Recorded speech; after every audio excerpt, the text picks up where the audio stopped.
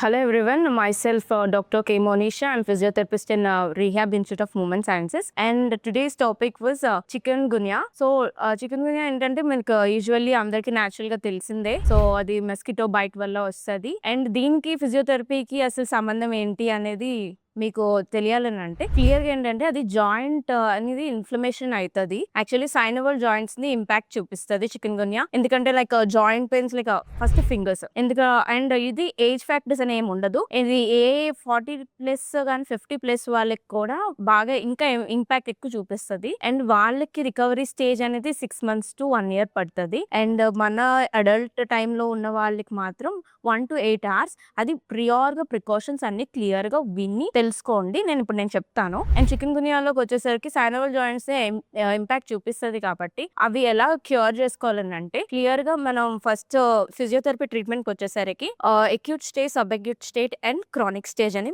3 ఉంటాయి. Acute stage లో మనకి ఫీవర్ అవన్నీ చికెన్ గునియా వల్ల ఆ స్టేజ్ లో మనం ఉన్నప్పుడు ఫీవర్ అనేది ఉంటది.